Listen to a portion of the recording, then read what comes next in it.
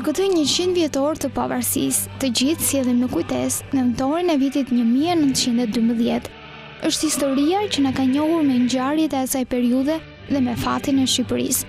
Përsëri, përmes historisë dhe fakteve jemi njohur me personazhet e historisë shqiptare. Deklarata e pavarësisë, plot 40 firmëtar, sigurisht me në krye plakun e mençur Ismail Qemalin. Ismail Qemal Bej Vlora kishte 6 djem, më i vogli quhej Qamil Bej Vlora. Qamil Bej Vlora u martua me Ylvie Dyrmishi Vlora dhe lindën 2 djem, Ismailin dhe Xhevdet Vlorën. Pikërisht, vajza e Ismailit i jeton sot në Tiranë, në një apartament të vogël pranë shkollës së mesme Petronini Luarasi. Babai im, Ismail Vlora, që kishte marrë emrin e gjyshit, është nipi, djali i djalit vogël, sepse Ismail Qemal Vlora kishte 6 djem. Dhe një ndër këta djem ishte gjyshi im. Ne kemi njohur figurën e Ismail Qemalit direkt nga historia, kemi njohur të gjithë. Ndërkohë që është gjithmonë shumë interesante të dëgjosh për pjesën e tij njerëzore. Faktikisht këtë dhe unë e kam, domethënë, si dëshirë, si do doja që këto gjë ta kishin bërë dhe të tjerë, sepse ka njerëz që merren me figurat për jetën e tyre. Edhe nuk është folur asnjëherë, është parë vetëm si një figurë, domethënë, historike, që ka bërë këtë dhe sikur vetëm këtë detyrë kishte në jetën e tij. Ai faktikisht kishte një familje shumë të madhe, i donte fëmijët, e donte shumë gruan e tij. Dhe nuk është kapur dhe kjo anë, sakrifica e madhe e tij, jo mos të marrim sakrificat e tjera çfarë bëri në lidhje me lobingjet, me diplomacinë, me gjitha çfarë bëri për të arritur atë që arriti, po nuk është me këtë pjesën tjetër që ky ishte një njeri me zemër, me shpirt, me ndjenja, me të gjitha dhe nuk është folur asnjëherë që të gjitha këto që i ka arritur në kurizë edhe të familjes tij, ka ndetur larg fëmijëve, larg gruas. Cila ishte familja e tij? Si quhej bashortja, fëmijët? Atëre bashortja quhej Kleoniqi Surmeli. Ata janë martuar me dashuri në atë kohë. Sepse kanë qenë në një ballo, në një mbrëmje dhe janë në parë aty dhe dashuri me shikimin e parë, po di ful, si mund të quhet. Dhe mua dhe kjo gjë më pëlqen shumë se tregon që ka qenë një njeri shumë modern, shumë i ndjeshëm, domethënë edhe arriti u martuan, por ka bërë dhe deklarata shumë të forta, domethënë në çfarë dokumentesh kemi parë, kështu që e donte shumë. Edhe biles ka bërë edhe një kontrat martese që bëj atëre që mbas kësaj grua nuk ka, sepse ka pas dhe një fatkeqësi që gruaja e parë ka vdekur me gjithë fëmijën në lindje. Domethënë dhe këto janë gjëra që nuk kemi menduar ndonjëherë, probleme shpirtërore ka pas ai nga ana e jetës tij private. Nuk është menduar asnjëherë, është menduar vetëm bëri këtë, pse s'bëri këtë, domethënë e ke parasysh ato trajtimet që nuk më pëlqejnë nga disa njerëz që mbase janë të ngushtë në shpirt, se nuk kanë parë këtë anën tjetër që është vërtet shumë, domethënë se ka lënë shumë gjëra të tjera për të bërë këtë. Edhe e bëri dhe aq bukur. Megjithëse me gjithë ato sakrifica, ka bërë një gjë që s'ka komente për të diskutuar. Ajo që arriti. Ja njohur në një ballo me bashortë. Dhe po, më fal, dhe kanë bërë 9 fëmijë. Një djalë, në fakt edhe kjo është një tjetër. Një djalë i ka vdekur shumë i vogël.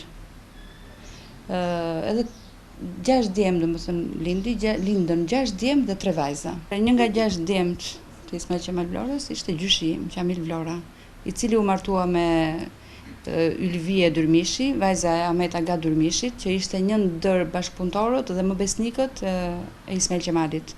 Domethënë mori vajzën e tij, djalin. Nga kjo martesë e gjyshit tim me gjyshen, lindën babai im dhe xhaxhai.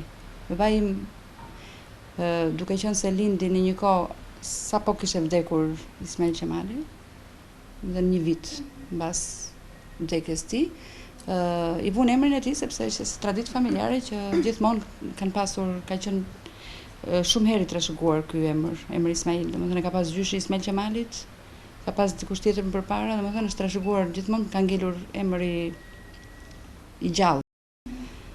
Edhe po ashtu neve ja kemi vënë djalit të vllajt vogël, po është vënë në një mënyrë bashkohore tani, domethënë 2 inicialet Ismail Vlora Iv. Ky emër, kjo histori ju ka shoqëruar gjatë gjithë jetës, që në vitet e para të jetës, në fëmijëri, e më pas në moshën e pjekur moshore. Si ndihesh? Si është të rritesh me këtë emër, të rritesh me këtë histori, ta ndjesh në shpirt, në gjak që je pjesë e gjithës kësaj? Nuk ta them edhe pa modesti, domethënë nuk ka se si të kesh modesti për këtë gjë që është realitet. Unë brenda ne të familjes, domethënë pjesëtarët e tjerë, trashëgimtarët e tjerë, ndjem një krenari që nuk ka të shpjeguar, sepse është një krenari e natyrshme, nuk është një krenari thjesht për një moment, dikush mori një pozicion edhe siç ndodh rëndom, domethënë në shoqërinë tonë. Po unë ndjej krenari jo vetëm se thjesht për atë që bëri, domethënë çka ka bërë për Shqipërinë, për kombin ton, po unë ndjej krenari dhe për mirësinë që ka pasur ai njeri, sepse këtë mirësi të tij e kemi trashëguar ne, përse kemi një gjak dhe mirësinë e tij e kemi trashëguar dhe unë e di sa e mirë jam vetë brenda, që dua vetëm të bëj mirë, që dua vetëm të di sa të mirë janë vëllezër motrat e mi, kushurinë e mi, babai im, domethënë gjithmonë jam rrethuar me njerëz që kanë qenë vetëm të mirë, edhe kështu që detyrimisht kam krenari dhe për mirësinë e tyre të brendshme shpirtërore, më shumë se sa ajo tjetra. Pak në ceremoninë e ngritjes së flamurit, si është rrëfyer ajo nga babai juaj, nga gjyshërit? Faktikisht ajo është rrëfyer në mënyrën se si e kemi marrë dhe neve, domethënë thjesht të thash edhe një herë, nga që u mor më shumë me Shqipërinë se sa me familjen. Familjen e donte, e kishte gjën më të shtrenjtë. Po imagjinoj se sa shumë të shtrenjtë ka pasur edhe çështjen shqiptare që lanë çik mbasdore familjen për të arritur atë.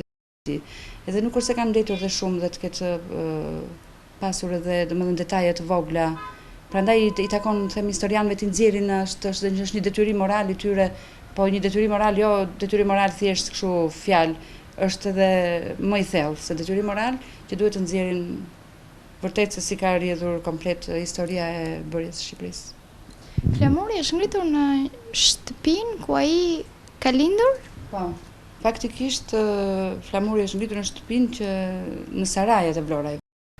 Sarajet e Vlorajve ishin në dy linja, ishte linja e jon, edhe linja sepse ata ishin dy vëllezër që ndërtuan Sarajet dhe lindën trashëgimtarët. Flamuri është ngritur në Sarajet në pjesën ku ka lindur Ismail Qemali, domethënë atë ndërtesë, sepse ishin dy ndërtesa, tre, domethënë jo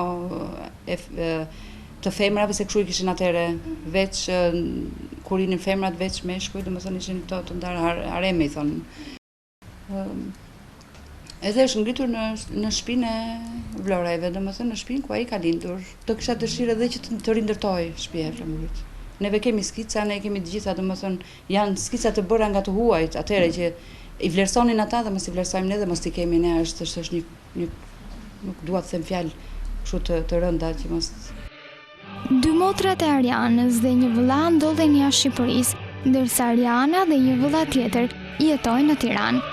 Arkivat dhe materialet kryesore të familjes Vlora ndodhen në Itali, por edhe në banesën që ne po vizitojmë, mundëm të shikojmë nga afër një pemë përbërëse të familjes, si dhe disa foto e dokumenta të tjera. Nga profesore Qrem Zenela që ka gjetur në arkivën e Vjenës pemën genealogjike të familjes Vlora, duke filluar që nga Sinan Pasha Shqiptari, që quhej një domethënë katra gjysh që mund ta quaj se është shumë breza përpara. Sinan Pasha Shqiptari ishte emri i tij, domethënë kështu quhej sepse ishte me influencë të madhe. Kjo fotografia aty lart është Kleoniqi, gruaja e Ismail Qemalit me gjyshin tim, me djalin e vogël. Ajo domethënë fotografi nuk para është. Ky dokumenti këtu është një urdhër kavalier donore që ka marrë gjyshi im në 26/27. Ka marrë dhe një urdhër i Skënderbeut.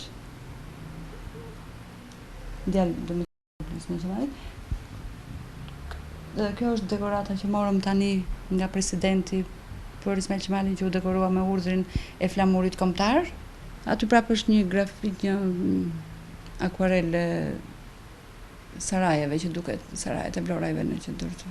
Unë zbuluar se ngjyrat kuqezi ju pëlqen shumë. Ju pëlqen vetë. Unë e kam vetë, të brendshme, të lindur, se duket sepse thonë edhe që patriotizmi ose dashuria për vendin tënd të lind. Është e lindur, domethënë është në ADN, në gen, është e shkruar. Domethënë duke qenë se shumë përpara, shumë breza para meje e kanë dashur Shqipërinë shumë dhe më ka kaluar domethënë kalon dhe neve. Vërtet më pëlqen shumë ngjyrat kuqezi, po çuditërisht edhe babai tim më pëlqen shumë. Me thënë dhe unë shpesh vishem kuqezi. Thjesht, domethënë, mos të themi që të mendoj se jam një nacionaliste, domethënë unë vërtet flamurin time dua me shpirt, por jo ta dua flamurin time me atë dashurinë e keqe, që vetëm flamurin time dhe me dashurinë e bukur. Flamurin time dua vërtet shumë, me dua me një dashuri shumë të bukur. Edhe mbas edhe nga kjo më pëlqejnë ngjyrat kuqezi, më bëjnë të ndihem mirë. Do përfitoja nga kjo bisedë, kisha edhe një gjykim, po përflitet shumë për ndarje nga jeta, të ti mund të mendohet ka shumë hipoteza. Ju vetë si e gjykoni, si e mendoni, kush është e drejta? Jo, unë vetë kam dashur, për shumë nuk më dhënë mundësia për mikrofon, domethënë që të them diçka. Më dhënë shumë, domethënë. Dua dhe historianëve dhe analistëve dhe të gjithkush flet, për figurën e tij nuk ka koment, jo se them unë. Po unë e shoh edhe me syrin nga njerë, thjesht si një njeri i thjesht, e shoh, përderisa një njeri është në dyshim jeta e tija që e helmuan apo vdiq vet, atëherë si mund të kesh komente, e bëri mirë këtë, se bëri mirë atë, ka ca komente që nuk kanë as jo kuptim, po kanë një keq dashësi që nuk është për nuk na takon neve shqiptarëve të bëjnë. Shqiptarët jo. Këto komente mund t'i bëjnë vetëm ata që nuk janë vërtet shqiptarë. Vdekjen e tij unë vërtet vetë unë personalisht them që është e dyshim dhe unë. Jam nisur dhe nga dyshimet e atyre që janë specialistë për këtë punë, po unë e kam dyshim vetë sepse ai ishte në kulmin e si mund të them të brengës edhe të luftës që donte të bënte luftën me luftë diplomatike, që donte të bënte për padrejtësinë që u bë Shqipërisë, që ai e faktoi, sepse ju dha fjala ndryshe, se çfarë di unë dhe nga familja, fjala u dha ndryshe, që Shqipëria do bëhet, por Shqipëria ishte shumë e madhe. Dhe kur u bë fakt që Shqipëria u bë shumë e vogël, ai po bënte luftë të paparë dhe donte të ikte edhe në Amerikë, atje kishte shpresat e fundit.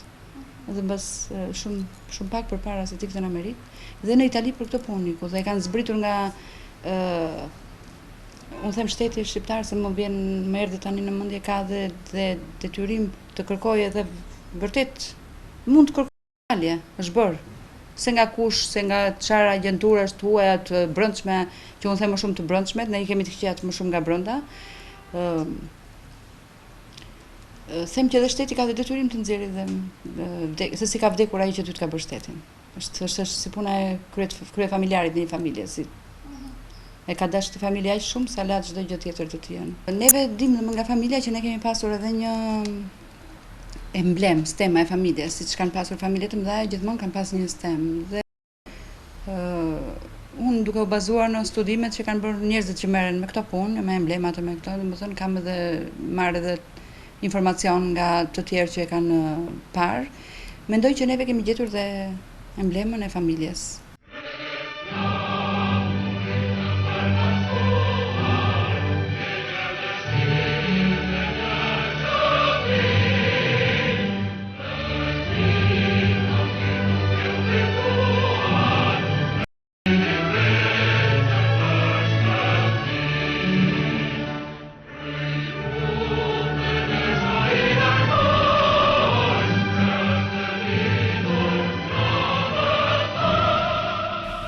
Vlora sot si është? Si vazhdon? Tani familja Vlora, faktikisht Ismail Gjemali thash që kishte 6 djem dhe trashëgimtar, lanë vetëm djali i madh edhe djali i vogël.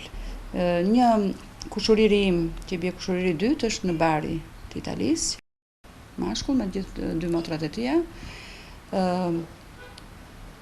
Është nga gjyshi im, kanë qenë babai im edhe xhaxhai.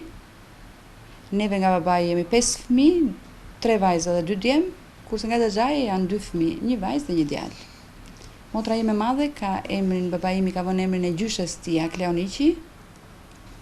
Vllajt madhi ka vënë emrin e tjatit Qamil. Ose ne të tjerët jemi Ariana, Elvinda dhe Darling.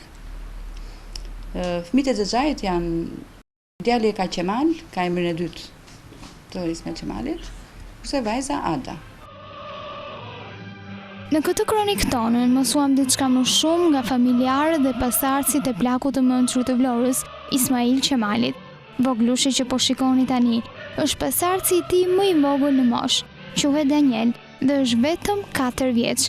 I pëlqen shumë flamuri shqiptar dhe sa herë shikon foto apo pikturë të Ismail Qemalit, kërkon ta puth. E në fakt, nuk ishte si të ndodhte ndryshe, sepse ai ka origjinë nga e bukura Kanin dhe nga sarajet e fisit Vlora.